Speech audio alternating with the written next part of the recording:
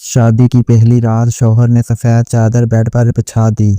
मैंने पूछा तो कहने लगा, तेरा पता चल जाएगा, पाक दामन हो या इस्तेमाल शुदा। मैं डर के मारे सहम गई। फिर शौहर ने सारी रात मुझे, मेरा नाम फारिया है, मेरी उम्र 21 साल है, मैं एक इंतहाई खूबसूरत लड़की हूँ, मेरी गोरी रंगत होंठों के करीब तिल है। आज मेरी शादी का दिन था, लेकिन मैं इसके लिए बिल्कुल तैयार नहीं थी। मैंने अपने वालिदैन को साफ बता दिया था कि मैं शादी नहीं करना चाहती। मैंने रो रो कर अपनी माँ की मिन्नतें की कि अम्मी, मेरी शादी ना करें, मैं इस रिश्ते के लिए तैयार नहीं हूँ। लेकिन उन्होंने मेरी एक ना सुनी। वो कहने लगी, तुम हमारी एक ही बेटी हो, हम शादी करके अपनी जिम्मेदारी से आज़ाद होना चाहते हैं। हमें डर लगता है कि हमारे बाद तुम्हारा क्या होगा। शादी एक मजबूत रिश्ता है, तुम अपने शौहर के साथ एक अच्छी ज़िंदगी गुजारोगी। जब मैं अपनी जिद पर अड़ी रही तो मेरी माँ ने मेरे सामने हाथ जोड़ दिए। मैं अपनी माँ को रोता हुआ नहीं देख सकती थी, इसलिए मजबूर होकर मैंने इस रिश्ते के लिए हाँ कर दी। रुखसती के बाद मैं अपने ससुराल आई। मैं दुल्हन वाले जोड़े में सजी संवरी अपने कमरे में बैठी थी, जो फूलों के साथ सजा हुआ था। लेकिन मैं बहुत ज़्यादा परेशान थी। मैं अभी उन्हीं वसवसों में खोई हुई थी कि अचानक कमरे का दरवाज़ा खुला। सामने मेरा शौहर वजदान खड़ा था। वजदान को देखकर सर्दी की रात को भी मुझे पसीना आने लगा। इसने मेरी तरफ देखा। अचानक इसने ज़ोर से दरवाज़ा बंद किया और वापस बाहर की तरफ निकल गया। दरवाजे के बंद होने की ज़ोरदार आवाज़ सुनकर मेरा दिल दहल गया और मुझे ऐसा लगा जैसे मेरा सीना फट जाएगा। अभी कुछ ही देर गुजरी थी कि कमरे का दरवाज़ा दोबारा खुला और मेरी जिठानी परेशानी की हालत में अंदर दाखिल हुई। उनके हाथ में एक सफ़ेद चादर थी। वो कहने लगी, शादी की गहमा गहमी में मैं तो एक ज़रूरी काम भूल ही गई थी। वजदान ने अभी सब मेहमानों के सामने मुझे बहुत डांटा है। तुम ज़रा उठो, मैं बेड की चादर बदल दूँ। मैं बेड से नीचे उतरी तो उन्होंने पुरानी चादर हटा कर वहाँ सफ़ेद रंग की नई चादर बिछा दी। ये देखकर मेरा दिल ज़ोर से धड़कने लगा। वो बोली, शादी के हंगामे में इंसान का दिमाग काम नहीं करता। वजदान इस मामले में बहुत ज़्यादा वहमी है। वो अभी गुस्से में मेरे पास आया और कहने लगा कि भाभी, मैंने आपसे पहले ही कहा था कि मेरे कमरे में सफ़ेद चादर होनी चाहिए। अब मुझे कैसे मालूम होगा कि ये लड़की पाक दामन है या इसका किरदार ख़राब है। जेठानी की ज़बान से ये लफ्ज़ जैसे निकले, मेरे पूरे जिस्म से पसीना छूट गया। जेठानी तो चादर बिछाकर कमरे से बाहर चली गई, लेकिन अब मैं क्या करूं और इस मुश्किल सूरत हाल से कैसे निकलूं। कुछ देर बाद वजदान कमरे के अंदर आ गया। अब वजदान के चेहरे पर मुस्कुराहट थी। वो मेरे करीब आकर बैठा तो डर के मारे मेरा पूरा जिस्म कांपने लगा। इसने आहिस्ता से मेरा चेहरा ऊपर उठाया, लेकिन मैंने शर्म और खौफ से नज़रें झुका लीं। वजदान बोला, तुम तो वाकई बहुत हसीन हो। मेरी भाभी ने तुम्हारे हुस्न की जितनी भी तारीफ़ें की थीं, तुम इनसे कहीं ज़्यादा खूबसूरत हो। मुझे अंदाज़ा नहीं था कि तुम इतनी प्यारी होगी। ये कहकर उसने मुझे मुंह दिखाई का तोहफा दिया। मेरा दिल अब भी खौफ से धक धक कर रहा था।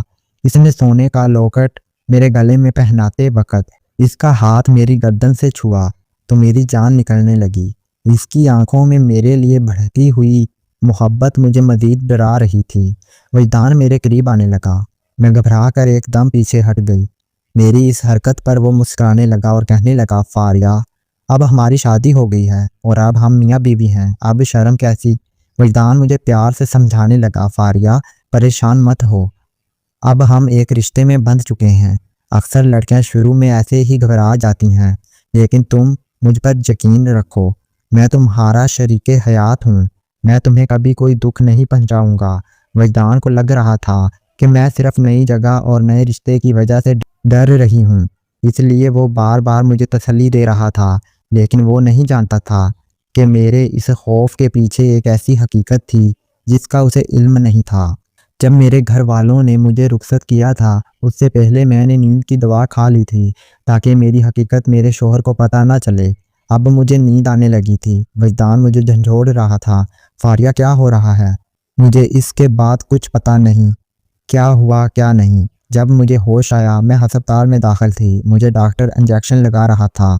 मेरे आसपास सब घर वाले खड़े थे। डॉक्टर ने मेडिसिन लिख कर दी। हम लोग घर आ गए। میری نند مجھے کمرے میں لے گئی۔ میری جٹھانی نے کہا میں تمہارے لیے دودھ گرم کر کے لاتی ہوں۔ وجدان کے علاوہ سب کمرے سے باہر نکل گئے۔ جب میں نے وجدان کو دیکھا تو وہ غصے میں کمرے میں چکر لگا رہا تھا۔ میں اب بھی دلہن کے لباس میں تھی جبکہ وجدان نے اپنے کپڑے بدل لیے تھے۔ وجدان میرے قریب آیا اور غصے سے مجھے دیکھتے ہوئے بولا، یہ سب کیا ہو رہا ہے؟ کیا تم نے رات کو نیند کی دوا کھائی تھی؟ میں خاموش رہی اور اپنی نظریں جھکایا لیں۔ اس نے غصے میں آ کر کہا، فاریہ تمہارا دماغ تو ٹھیک ہے؟ تم نے ایسا کیوں کیا؟ میں نے ڈرتے ہوئے جواب دیا، میرے پاس اور کوئی چارہ نہیں تھا، مجھے معاف کر دیں، میں شادی کے نام سے ہی بہت ڈری ہوئی تھی۔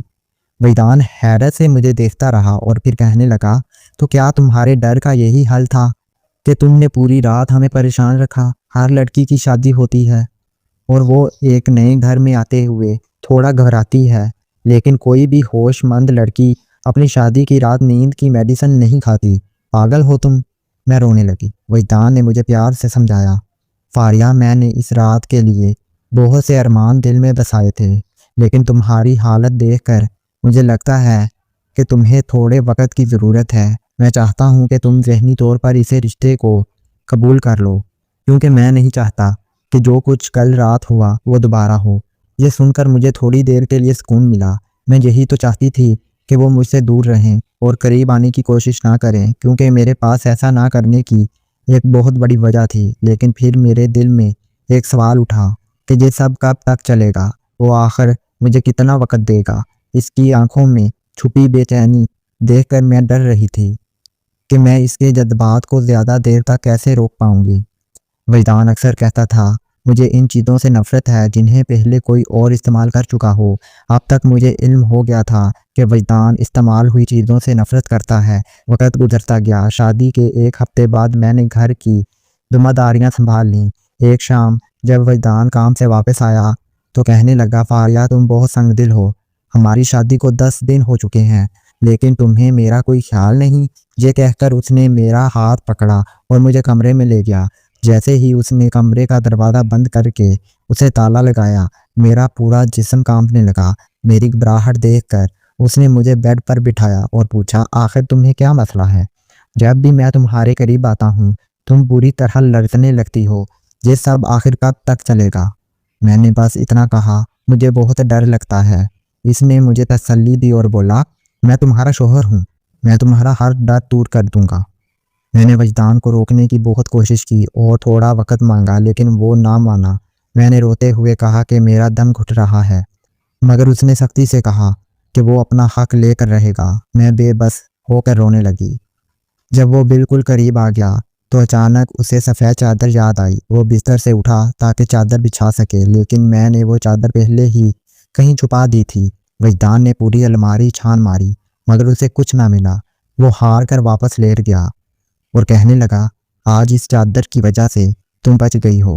میں بس یہ پکا کرنا چاہتا ہوں کہ تم ایک پاک دامن لڑکی ہو، کیونکہ مجھے ایسی عورت سے نفرت ہے جو اپنی عزت پہلے ہی گوا چکی ہو۔ اگلے دن وجدان نے مسکراتے ہوئے بتایا، میرا ایک دوست ہے، وہ ہماری شادی کی خوشی میں دعوت مانگ رہا ہے، میں نے اسے آج شام چائے پر بلایا ہے، تم اچھا سا انتظام کر لینا۔ میں نے حامی بھر لی اور شام تک ضرورت کی تمام چیزیں تیار کر لیں۔ جب اس کا دوست آ گیا تو وجدان کچن میں آیا اور چائے لے کر باہر چلا گیا۔ تھوڑی دیر بعد وہ دوبارہ آیا اور مجھ سے کہنے لگا، چلو میرا دوست تم سے ملنا چاہتا ہے۔ میں نے ہچکچاتے ہوئے کہا، میں کسی اجنبی سے کیوں ملوں؟ وجدان نے مجھے سمجھایا، وہ اجنبی نہیں، میرا بہت پرانا اور شرافت والا دوست ہے، اس لیے پریشان مت ہو، میں ہوں نا، جاؤ ملو اس سے۔ میں نے بہت کوشش کی کہ اس اجنبی آدمی کے پاس نہ جاؤں، لیکن وجدان نے میرا بازو پکڑا اور اس کے سامنے ڈرائنگ روم میں لے جانے لگا۔ اس سے پہلے ہی میری نظر اس کے دوست پہ پڑی، میرے ہوش ہی اڑ گئے۔ وجدان نے اصرار کیا کہ میں اس کے دوست سے مل لوں، لیکن مجھ پر تو خوف طاری تھا۔ میں نے بہانہ بنایا کہ میری طبیعت خراب ہے اور سر چکرا رہا ہے، اس لیے میں آرام کرنا چاہتی ہوں۔ وجدان میری حالت دیکھ کر اکیلا ہی واپس چلا گیا اور میں بھاگ کر اپنے کمرے میں آ گئی۔ کمرے میں آتے ہی میں پھوٹ پھوٹ کر رونے لگی۔ سچ تو یہ تھا کہ وجدان کا وہ دوست ہی میرے ڈر کی اصل وجہ تھی۔ وہ وہی شخص تھا جس سے وابستہ تلخ حقیقت کو میں بھلا کر نئی زندگی شروع کرنا چاہتی تھی، لیکن قسمت مجھے دوبارہ اسی موڑ پہ لے آئی تھی۔ عاقب سے میری پہلی ملاقات ایک دکان پر ہوئی تھی۔ ایک کارڈ لینے پر ہونے والی تکرار دوستی میں بدلی اور پھر فون پر باتوں کا سلسلہ شروع ہو گیا۔ میں اس وقت صرف 16 سال کی تھی اور نادانی میں اسے اپنی محبت سمجھ بیٹھی تھی۔ ایک دن اس نے مجھے ملنے بلایا اور بتایا کہ وہ 3 سال کے لیے انڈونیشیا جا رہا ہے اور واپسی پر مجھ سے شادی کرے گا۔ جدائی کے اس موقع پر ہم دونوں جذباتی ہو گئے اور اس نے مجھے ایک دوست کے فلیٹ پر لے جا کر اپنی باتوں میں الجھا لیا۔ میں اس کے وعدوں پر اعتبار کر بیٹھی۔ اس نے میرے ساتھ محبت کی ہر حد پار کر دی اور اپنی پاک دامنی کھو دی۔ وہ یہ کہہ کر چلا گیا کہ میں اس کا انتظار کروں اور کسی اور سے شادی نہ کروں۔ میں نے 4 سال تک اس کی راہ دیکھی مگر وہ واپس نہ آیا۔ آخرکار میرے والدین نے وجدان سے میرا رشتہ طے کر دیا، جو ہر لحاظ سے ایک بہترین انسان تھا، اور میں اس کی دلہن بن کر اس کے گھر آ گئی۔ رات کو جب وجدان کمرے میں آیا تو مجھے روتا دیکھ کر کہنے لگا، فاریہ تمہیں پتہ ہے میرے دوست عاقب کے ساتھ کتنی زیادتی ہوئی؟ اسے جس لڑکی سے محبت تھی اس نے اسے دھوکہ دے دیا۔ میں نے حیرت سے پوچھا، کیسا دھوکہ؟ وجدان بولا، وہ تو اس لڑکی کے لیے پردیس گیا تھا مگر وہاں ایک حادثے میں اس کی ٹانگ ضائع ہو گئی اور اب وہ سہارے کی بغیر نہیں چل سکتا۔ اس حادثے میں اس کا فون بھی گم ہو گیا جس کی وجہ سے وہ رابطہ نہ کر سکا، اور جب واپس آیا تو پتہ چلا کہ اس لڑکی نے کسی اور سے شادی کر لی ہے۔ پھر وجدان نے میری آنکھوں میں دیکھ کر کہا، اب تمہیں سمجھ آیا کہ میں شادی کی رات سفید چادر کیوں بچھانا چاہتا تھا؟ کیونکہ عاقب نے بتایا تھا کہ اس لڑکی نے شادی سے پہلے ہی اپنی حدیں پار کر لی تھیں اور اب وہ کسی دوسرے مرد کی زندگی میں جا کر اسے دھوکہ دے رہی ہے۔ اب مجھ میں مزید ہمت نہیں رہی تھی۔ میں روتے ہوئے وجدان کے پاس گئی اور اس کے سامنے ہاتھ جوڑ کر بیٹھ گئی۔ میں نے سسکتے ہوئے کہا، وجدان مجھے معاف کر دیں، میں نے بہت بڑی غلطی کی ہے۔ میں اب مزید جھوٹ کے سہارے نہیں جی سکتی۔ میں نے ہمت جمع کی اور وجدان کو اپنی زندگی کا سارا سچ بتا دیا۔ وجدان حیرت زدہ ہو کر مجھے دیکھتا رہا۔ میں نے بات جاری رکھتے ہوئے کہا، میں آپ کے لائق نہیں ہوں۔ میں نے عاقب سے محبت کی تھی اور شادی کے بعد مجھے ہر پل یہی خوف رہتا تھا کہ جب آپ کو سچ پتہ چلے گا تو آپ مجھے چھوڑ دیں گے۔ آج میں نے سب کچھ آپ کے سامنے رکھ دیا ہے۔ اب آپ چاہیں تو مجھے معاف کر دیں یا سزا دے دیں۔ وجدان کی آنکھیں غصے سے سرخ ہو رہی تھیں۔ اس نے سرد لہجے میں کہا، فاریہ یہ کیسی محبت تھی جس میں تم نے اپنی عزت ہی داؤ پر لگا دی؟ یاد رکھو، ایک عورت کو اصل محبت اور عزت صرف اس کا شوہر دے سکتا ہے، کوئی غیر مرد نہیں۔ پھر اس نے ایک لمبی آہ بھری اور کہا، مجھے اپنے دوست عاقب کی یہ بات بھی بہت بری لگی کہ اس نے محبت کے نام پر ایک لڑکی کی پاک دامنی مانگ لی تھی۔ وجدان کہنے لگا، فاریہ تم میری زندگی ہو اور میں تم سے محبت کرتا ہوں۔ یہ سچ ہے کہ مجھے استعمال شدہ چیزیں پسند نہیں، لیکن تم کوئی بے جان چیز نہیں بلکہ میری شریک حیات ہو۔ قرآن کہتا ہے کہ میاں بیوی ایک دوسرے کا لباس ہیں اور لباس کا کام انسان کے عیب چھپانا ہوتا ہے۔ اس لیے میں تمہارا یہ راز ہمیشہ کے لیے اپنے دل میں دفن کرتا ہوں۔ میں حیران رہ گئی کہ وجدان کا دل اتنا بڑا ہے۔ اس نے اسی وقت عاقب سے اپنی دوستی ختم کر دی اور اس کے بعد عاقب کبھی ہماری زندگی میں واپس نہیں آیا۔ آج ہماری شادی کو 4 سال بیت چکے ہیں اور ہمارا ایک پیارا سا بیٹا بھی ہے۔ وجدان نے آج تک کبھی مجھے میرے ماضی کا تانا نہیں دیا اور میں اس کی اس قدردانی اور محبت کی دیوانی ہو چکی ہوں۔ میں نے یہ سیکھا کہ سچی محبت وہی ہے جو نکاح کے بعد شوہر سے کی جائے، کیونکہ وہی انسان آپ کو محبت کے ساتھ ساتھ تحفظ اور عزت بھی دیتا ہے۔